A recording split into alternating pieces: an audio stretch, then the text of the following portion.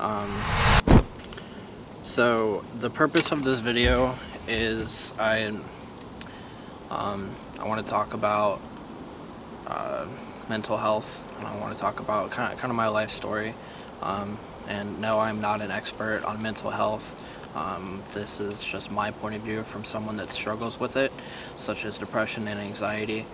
I want to go into those things, and I want to talk about, like I said, I want to talk about my life story, and hopefully this can either help someone else with what they're going through or what they are going to go through in life.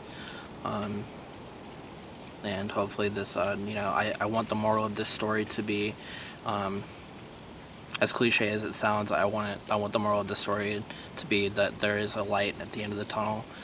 Things will get better, and you just have to trust that. And you have to trust that time will heal all wounds. So I'll start with the basic stuff. My name is Lance Sanderson. I was born in Topeka, Kansas. I was born to Beverly Watson and Stephen Sanderson. Those are my biological parents. So to start off, I was born on November 28th, 1997. About when I was 18 months old, my biological father committed suicide. I didn't know him. I have no memories of him. I can recall nothing of the person. I've only seen photos and heard things of him. And my mom immediately remarried a few years after. She was married to, I won't say his name, but we'll call him Andy, I guess. He was an interesting character. He had another child with my mother, and I won't list their names as well, but he was very abusive towards me, physically, mentally, verbally. He used to beat the shit out of me, and physical abuse will leave scars that you have to deal with for the rest of your life, and that's, and something that, and I'll get into that in a second, but I do have fears of, what that physical abuse has done to me and what it'll do to me in my future. It definitely, it leaves scars that you have to deal with for the rest of your life, and it's not something that heals over, it's not something that really heals over time. Sure, it's easier to not think about it, but I can recall some of the worst incidents. I remember one time we live on about 3 acres of land, and we used to have horses, goats, chickens, and I remember we had just got a bunch of hay in or whatever. We bought a bunch of bales of hay, and I opened them all up, not knowing that it would dry them out and not make them as good. And I remember he beat the fuck out of me for it.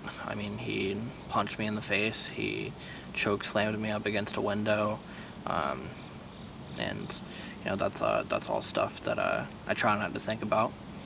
But like I said, those things definitely stick with you. So they were married for about 8 or 9 years. And I remember when he left, honestly, I was really, really thankful.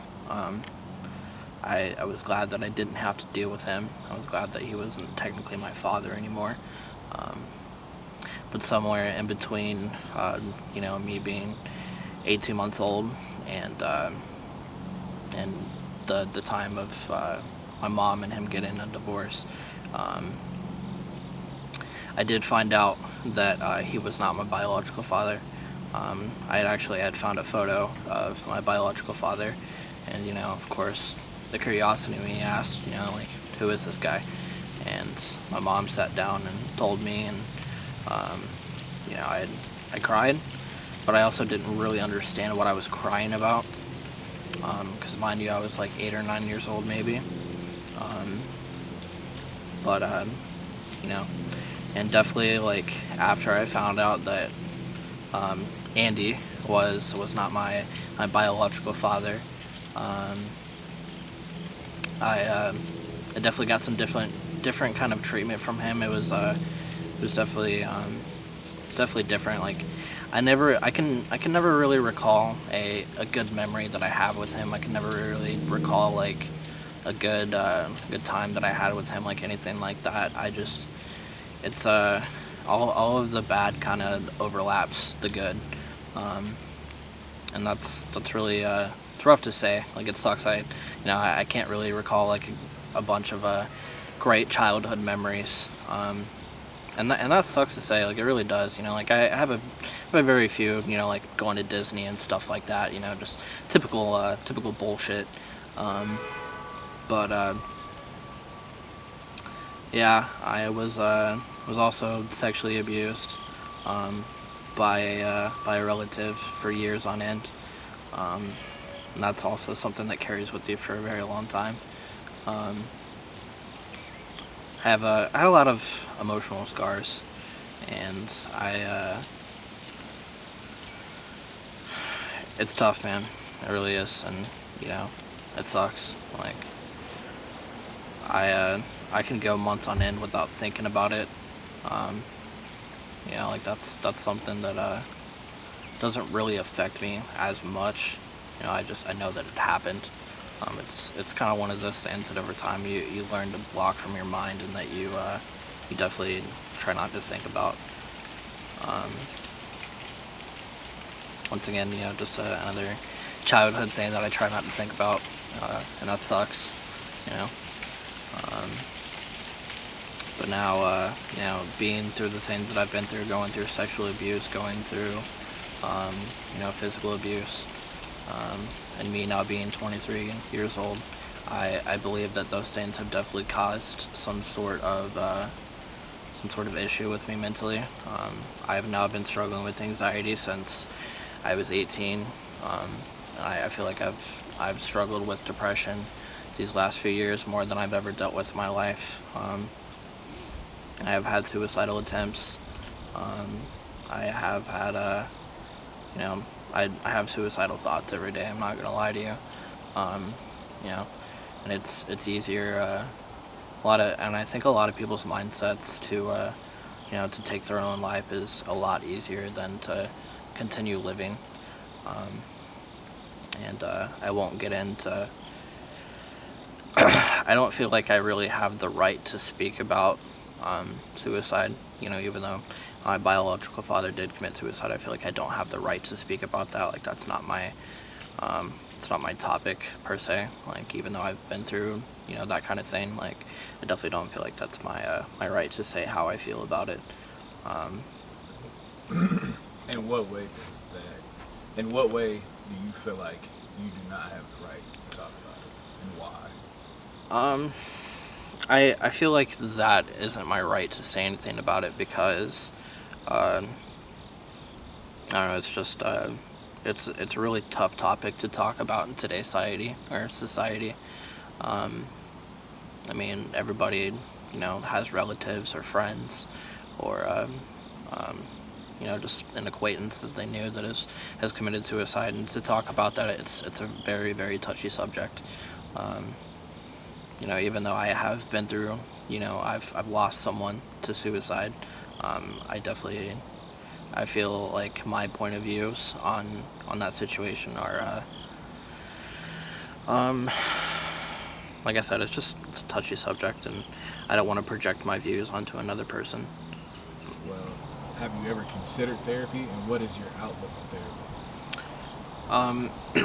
I have done therapy.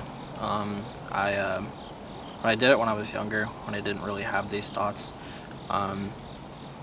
I had a guy that actually he would come to lunch with me every other Wednesday at school, and he'd come and we'd talk about life problems and stuff like that, talk about what we were going through, and it definitely helped. It was a really good distraction. There was also a time where we were seeing a therapist when I was younger. I don't really recall the meetings that we had or anything that we talked about. I know that it happened. I do believe therapy can help. The reason why I don't seek therapy is I don't know. I've always been very self-dependent. Like, I hate asking people for money. I hate asking people for food. Like, I absolutely hate doing that kind of thing. And I feel like me struggling with the mental health issues that I struggle with, I feel like that's something that I've wanted to learn to combat myself. And I know that that's very tough, and I shouldn't do that. It's definitely easier to either talk to other people about it, or to seek a therapist, or to find someone that will be there for you no matter the situation. I believe in therapy. I definitely do. And if you're someone that's going through something, I definitely believe that you should seek therapy. Even if it's in a family member, or it doesn't even really need to be someone professional. As long as you're talking to someone about what you're going through or how you're feeling, that that feeling of release, talking to someone about what you're going through, it helps whether you realize it or not. You know, um, it's very cliche to say that it's easier to talk to someone than let bottle up. Um, my my stepdad died of cancer a couple years ago, and at that time, my girlfriend had also broke up with me a week prior, and she didn't reach out to me, didn't say a word, didn't ask me how I was doing, didn't ask me how I was feeling, and that feeling, losing someone very important to me twice within 1 week, I let it bottle up and I let it eat me alive. For about a month, I was very numb to emotions and to the things around me. Um, it was easier to not talk about it. Like, I didn't even cry at his funeral. Like, I didn't let anything out. I remember I was on the way home from a friend's house, and I remember we had a party that night. Like, it was a good time and all, but like at the end of the day, like, I still felt very emotionless and I felt very empty. And I remember being there and having a good time and laughing and stuff like that. But I just remember that, like, me being a month into losing two people that were important to me, um, that I had still let that bottle for so long, and way too long. Um, I was on the way home, and I don't know what came over me, but I guess I finally hit my boiling point, and I I screamed at the top of my lungs. I cried as hard as I could, um, and I remember just absolutely losing my shit. Like, it fucking sucked. Like, finally feeling those emotions all at once instead of feeling them as they happened, um, and letting it boil up. I remember, a couple days later, I felt better, but still, letting those emotions like boil up and not talking to someone, or not talking to a therapist, not talking to a family member, a friend, um, as much as I mean, that shit eats you alive. It really does. Like, I'll never forget that day. I'll never forget absolutely losing my mind. I'll never forget crying and screaming into the couch. I'll never forget how fucking scary that was. Like, definitely one of the scarier moments of my life. That's something that I'll remember for the rest of my life.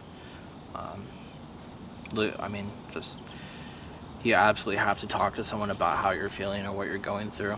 Um, it's easier, and I know there's not a lot of people that have people there for them, that don't have friends, that don't have family members that they don't talk to. I don't talk to a lot of my family. I don't know any of my family on my father's side. Um, yeah, I've spoken with them a couple times, but I don't really know them. So I have family and I have family members, but there's still a lot that I don't know about those people, or just know in general. But what I'm trying to say is that um, you have to talk to someone. You cannot let that boil up. You cannot let that eat you alive, because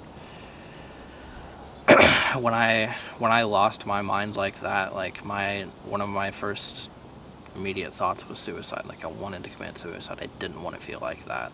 I didn't want to feel the things that I was feeling.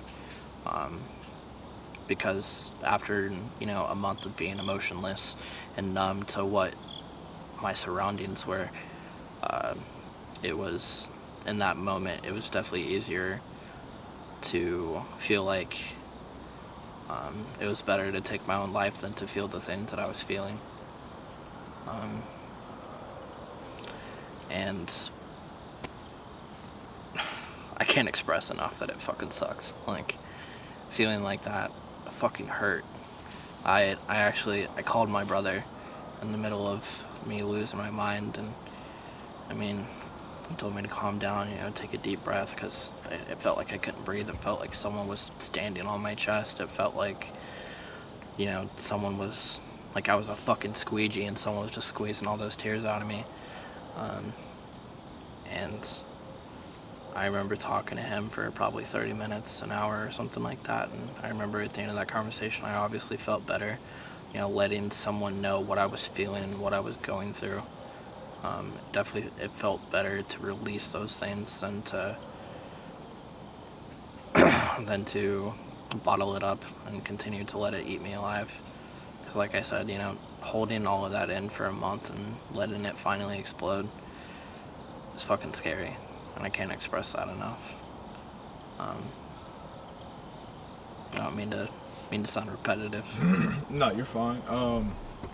One thing that I really want, you said a lot, so we're gonna bounce from topic to topic. One thing that I really want to focus on is the abuse and how that has affected you long term coming into adulthood, and then what are some things that you wish at the age of 23, what are some things that you wish you would have done differently when you were at that age and you were going through the things that you were going through? Because I know as human beings, when we're going through something, we have the tendency to not look at the future, especially if whatever it is that you're going through is very dark. We have the tendency to get stuck in that moment, and we don't think about, what's next, what is to come in the next month, what's to come in the next year, what's to come in the next 10 years. In that moment, you're only worried about what is there and what's in front of you because of that pain and because of what it is that you're going through. So for somebody who's your age, or excuse me, someone who is your age at the time of the abuse, what is something that you would tell them to try to help with their situation? And maybe not even advice, but just facts, like, hey, if you call this, or if you do this, or this, and that. I know that there's not, I haven't done a lot for myself to try to help myself with things that I've gone through, whether it's just stress or depression. I've just, as of, I want to say, within the past 2 to 3 years, started to open up, and one of the people I open up to most is my girlfriend. And for her, she's a safe zone for me. She's somebody who I know I can go to and talk to without any type of judgment, or somebody saying, hey, you need to do this, or trying to control or direct me in a direction that I should go in life. So again, I'm sounding repetitive myself, but again, what is something that you would recommend for somebody who's, you were maybe like 8, 7 years old, around the time span that you were going through that? What is something that you would say to them who's watching this, advice for them? Something that I wish I would have done is stand up for myself. I know at that age it's hard to realize necessarily what's right or what's wrong, or to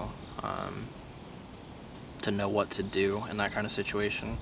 I would recommend calling the police, anything along those lines, calling someone and letting someone, like, external, like someone, outside of your immediate surroundings. You have to talk to someone. Like, if you're going through physical abuse, sexual abuse, you have to let someone else know. Hiding those things, it's one thing to go out in the public and talk to a complete stranger and tell them about what you're going through, but it's, if it's a family friend, if it's family, like, you have to let someone else know. Like, I wish I would have known sooner than to stand up for myself, than to continue to going through what I was going through. At one point in time, because of the physical abuse, DSS was involved in my situation, and they had to remove my stepfather. Um, they removed him from the situation. He was like pretty much forced to be homeless and kind of learn from his mistakes. And if it's DSS, if it's Child Protective Services, if it's the police, like, you have to stand up for yourself than rather to continue to go through those things.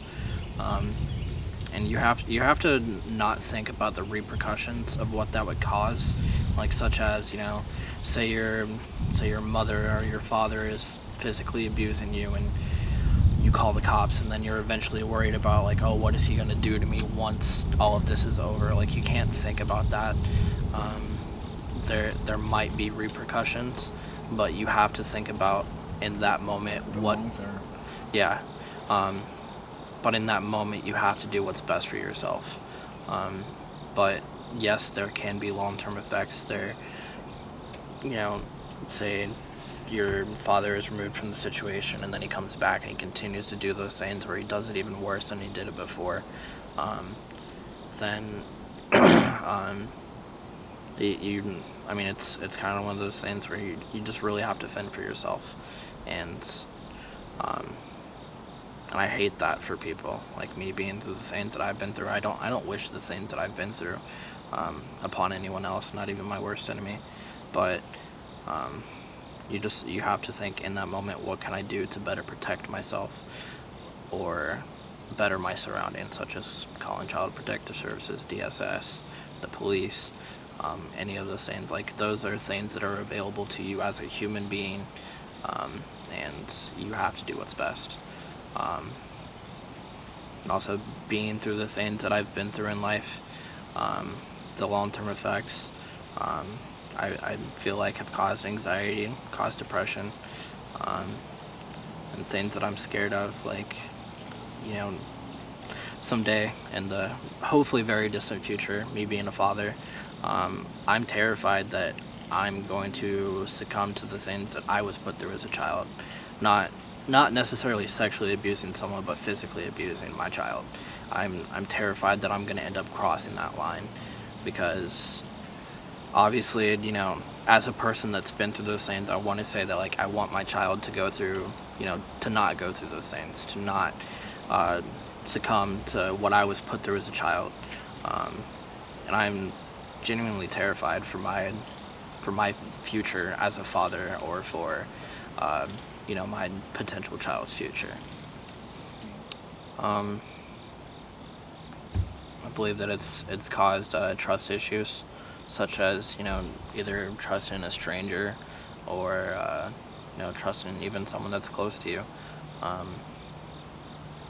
I feel like, say for example, my mother, were to meet a man and they get married and whatever. Say I come around, say he's an alcoholic, or say he's just an average Joe. Like, what if he ends up doing those things that I was put through? I definitely feel like it's caused some trust issues. It's a lot harder to trust people than it is to let people in, and I feel like, especially in today's society and how people are nowadays, and it's really, really hard to trust random people, even friends. It's in other ways that it's affected me, I would say, that's the things that I've been through. It's a constant weight that's on my shoulders. I can feel it on my shoulders right now, even figuratively speaking. Especially even talking about it. It's something that weighs me down. Something that I think about, even if I'm laying down and, distracting myself with TV, or distracting myself with a TV show, even figuratively speaking, like, I can feel those things. I can feel, like, the mental damage that it's done to me. and what it's caused for me as an adult, such as trust issues, such as, just dealing with these things every single day. I would say distractions are probably the best. I distract myself with music, with video games. I've been playing video games for as long as I can remember. It's always sort of been an escape from reality. I've made lots of friends online. People that I thank for being my friend every single day. Even if they're not here in person, like, I'm still glad that they're my friend, that I get to play video games with them, that I get to distract myself from life by playing a video game. I've found that, so being in quarantine for this last year, and not, I haven't worked in the last year and a half or so. I've kind of just been a stay-at-home mom, essentially. Me being locked up, not really going anywhere, those feelings of depression and anxiety are more potent than ever, because I'm not going out, I'm not having a social life. But the best way for me to deal with those things has been outlets such as music and video games. I play drums, I play guitar, I play piano, and then I distract myself with a lot of video games. The last couple days, I just got a brand new game, and I've already put 40 hours into it in the last 3 days. I put a lot of time into that, and thankfully I've actually made a lot of connections, and I've been able to make some money off of doing it. I'm involved in a couple different esports companies. I'm a caster for one, and the other I'm a director, and I'm in charge of putting together a team and having that team compete for tournaments. But the main thing that has really helped with those things has been outlets such as music and video games. And I'm not saying that those things will work for you or work for another person. Those have just been my outlets, and even if it's art, if it's knitting, or if it's just any sort of hobby that you can pick up and you can get into, I would highly recommend it. Distracting yourself is probably the best way to not deal with those things in the moment. And I couldn't be more thankful for the distractions that I have. Like I said, and I couldn't be more happy for the people that I've met in life, even if it's been through video games or through music. I'll talk to people about music, and they're like, oh dude, I love that band, or that kind of thing. And having that sort of connection, meeting other people that have your same interests and hobbies, makes you feel good about a person. It makes you feel sort of validated, in a sense, I would believe. So me, being the person that I am, being the gamer that I am, having communities that I'm a part of and that I'm welcome to, has really helped me a lot. Making the connections that I've made, meeting the people that I've met, has been absolutely amazing, and it's probably one of the best distractions that I could have ever asked for. No. Depression and anxiety. Yeah. Absolutely. I talk about it with my brother more than I talk to anybody else about it. Me and my brother are really, really close. I don't necessarily talk to my mother about it, reason being, person was born in a different generation. They don't have the same perspective. They don't have the same perspective. They don't have the, not necessarily the knowledge, but the experience to convey to another person, what's best to do. I don't mean to cut it's a really shocking topic, and it's something that a lot of people don't realize, is that people, older generations, we talk about mental health to those people, and they're, they either shake it off like it's nothing, or they tell you no, that shit doesn't exist, it's all in your mind, which obviously it all is in your mind. It's either a chemical imbalance, or it's post-traumatic stress, or shit that you've been through in life. And I like there has been times where I've talked to my mom about anxiety, or I've talked to my mom about depression, and she doesn't understand it. Yeah. And I talk to her about those things. She's like, "Oh, well, just calm down. It's fine. It's not that big of a deal." And I'll be having like a really bad panic attack. Like I won't know how to breathe. Like I'll forget how to breathe. I'll forget how to calm myself down. Um, and all she tells me is calm down. Like you're fine. Like now, You're forced to close yourself off because like the person that you wanted to talk to about it dismisses it like it's nothing, and that dismissal can be really discouraging. right? I don't know if I said that word properly. Discouraging. I said disencouraging. But it can be really discouraging. Like talking to a family member and then them just dismissing it really fucking hurts. It sort of forces you to, it then forces you to build a wall around yourself and to not talk to people about it because the person that you wanted to speak to about it dismissed it like it was nothing.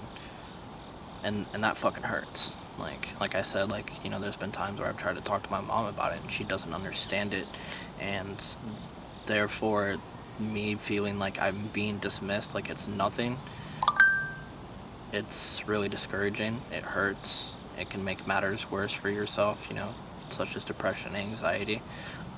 It makes those matters worse. And I feel like them being the older generation, and them not going through those things. But like I did say in the beginning of this video, I do believe that there is a light at the end of the tunnel. I do believe that me going through what I'm going through right now, and the depression, the anxiety, I do believe that these things will get better. And I have to believe that.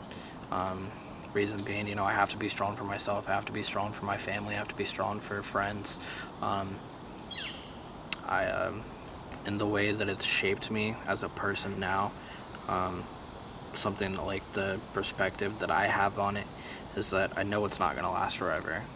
I know that I'm better than this, that I can overcome it, that I can battle this, and eventually one day, I can say that like I made it through that.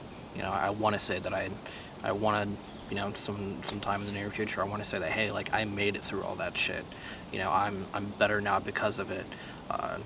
I want to be able to say those things. I don't want to be able to say that I lost my battle to depression, my battle to anxiety. I don't want to say that I lost those things. I want to say that I came out on top and I came out better because of it. And that's just my perspective. Those are battles that I want to win, and that I have to win. Because if I lose, then what did I learn from it? What good came out of it? So like I said, like I want to believe at the end of the day that I'm winning this battle, that I'm gonna come out on top, and those are just things that like I have to believe for myself and for my future. If you had the opportunity to speak with Andy right now, what are some things that you would ask him and potentially even say to him?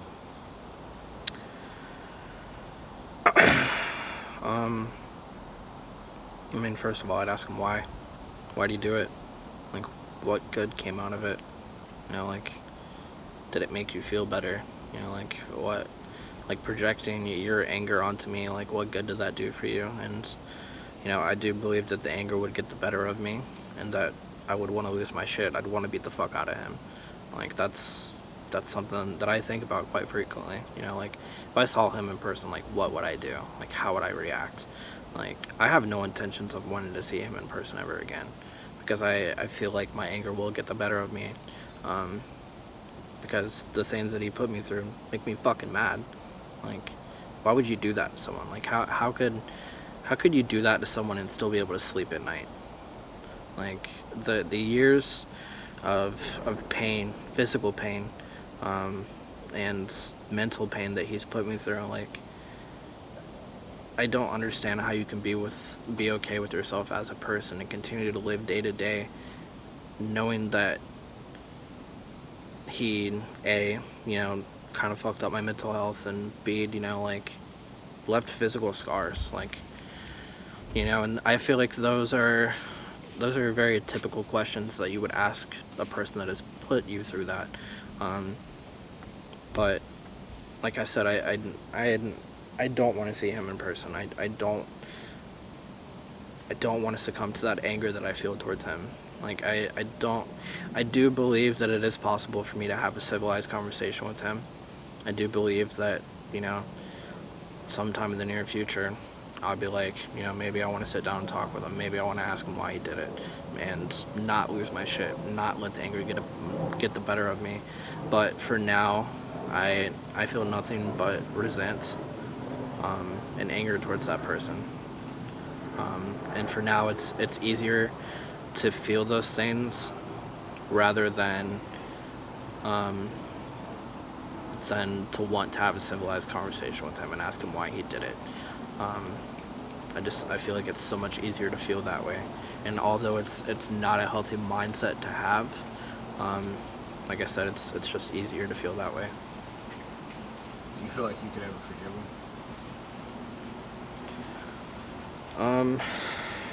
It's a tough question.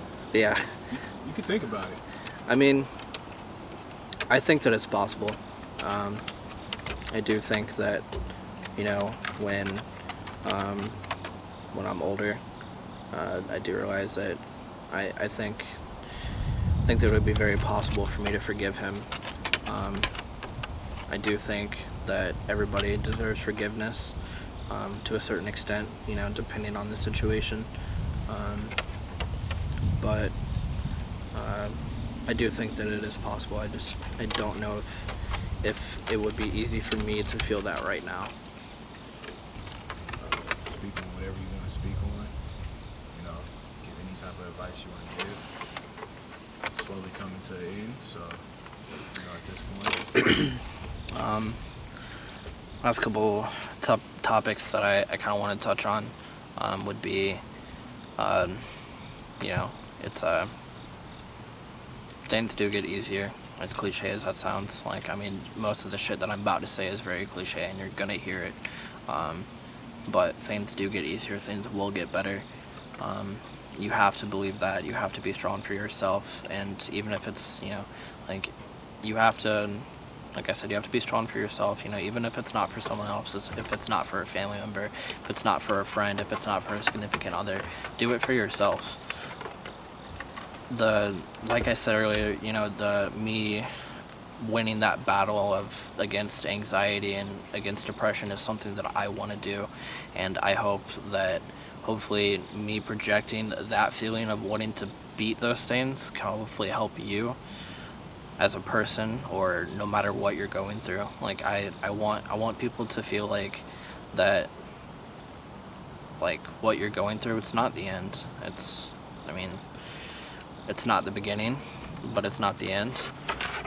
Things will get better. You have to believe that for yourself. You have to want better for yourself. You have to believe those things, because the more you think those things, the more you will manifest those things for yourself. Having a positive mindset, telling yourself that it's going to be okay. You have to do what's best for you, and you have to figure out what you can do to better your situation, or to even better you as a person. And you have to learn from those things, and definitely have to just really look out for yourself. This is we're getting into we're definitely in a society where it's kind of easy. It's more easy to fend for yourself than it is to fend for others. We as a society, I think we're kind of selfish. We look out for ourselves more than we do others. And I'm not saying that's necessarily the right thing to do, but I do believe that you need to focus on yourself more than anything. And I can't express that enough. I really can't. Looking out for yourself and doing what's right for you. If, say, you're being abused by a significant other, and you love that person with all of your heart, but you know that deep down it's not right for you, and it's not healthy for you to continue to be in that relationship. You have to do what's right for yourself, no matter the situation or what you're going through. even if it means being selfish, it's okay to be selfish at times. It's okay to put yourself before others. That's something that I struggle with personally. I put others before myself. I worry about others more than I do myself. Um, Although that's, it's not an awful mindset to have. Um, it's not necessarily the wrong one to have, but it's better to, if you feel like someone isn't good for you, then you got to worry about yourself before that other person. Um, I believe that's something that isn't stressed enough. Although, like I said, it's okay to be selfish at times, but it is also sometimes better to look out for the other person before yourself. But definitely, at the end of the day, you have to do what's right for you or your significant other or family. And when it comes to mental health, such as anxiety, depression, PTSD, any of those things, um, you know, either talk to a family member, talk to a friend, talk to someone. Like, when I spoke about letting those things bottle up inside me, I knew that it was better to talk to someone about it, but instead I let those things bottle up, and they ate me alive for a month, and it was one of the roughest months of my life. So talk to someone, no matter like what it is that you're going through. You have to let it go. You have to release that negative energy. You have to you got to talk to someone, no matter what the situation is, and don't let it eat you alive. Don't let it taint you as a person. Don't let it consume you. Don't let it force you to put a wall around yourself, a wall around your heart, and don't it's better to obviously like have friends and be lonely. Um, and I know that we kind of live in a lonely generation. Where it's all online. It's all through dating apps and stuff like that. But go out, meet people, make friends. Make connections. Uh, Always make sure that you make the right ones. You want to meet people that you want to have in your life, not that are bad for you. You want to meet people that are good for you and will help you as a person and help you build your future. I appreciate you, man. Yeah, absolutely.